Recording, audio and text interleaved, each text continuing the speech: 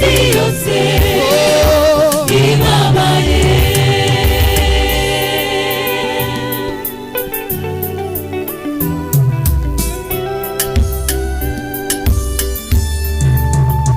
Niki kikubabaje bigeza aho, ese nuko wabuze inkweto nziza, ariko tekereza wawundi udafite ikirenge ababaye bingana iki.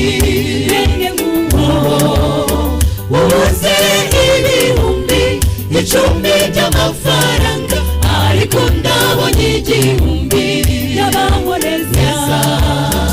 Nuko ihangane iyo umanganye nshuti, buri wese ku giti cye. Wiganya cyane wirira cyane nshuti, uko umeze kose dushima Imana kuko hari abakwifuza bati icyampa nanjye nkamera nk'uriya. Gira kwihangana.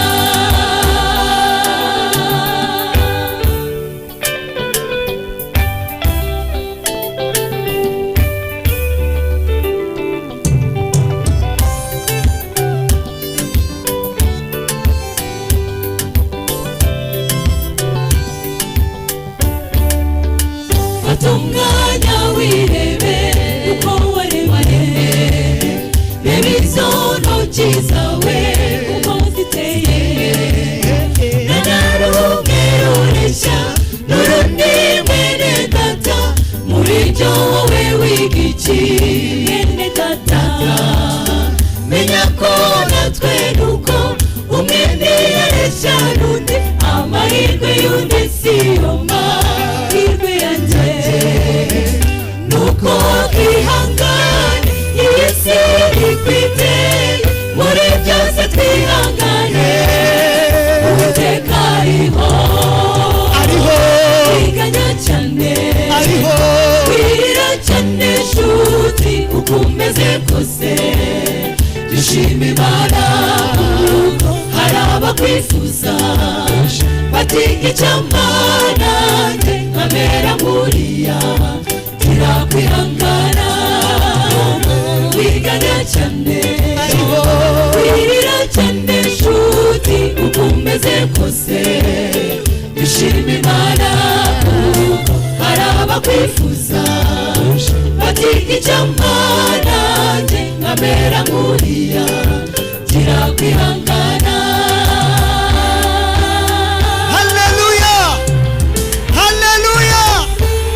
Reka tureke kuganya mu izina rya Yesu. Reka dukorere Imana bigishoboka. Muri iyi minsi biragoye, ariko komera. Haleluya. Hari igihe ujya wiheba, ugacika intege ukabogoza. Reka kwiganyira wihagarika umutima. Wibuka byose Uwiteka bitegeka, ngaho rero wikanya. Wirira nshuti, ugutabarwa kuri hafi kuregereje, tuzasezera iyi si n'amaganya yayo.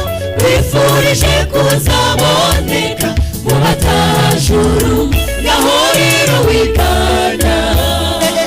Wirira nshuti, ugutabarwa kuri hafi kuregereje, tuzasezera iyi si n'amaganya yayo. Wifurije kuzaboneka mu batajuru.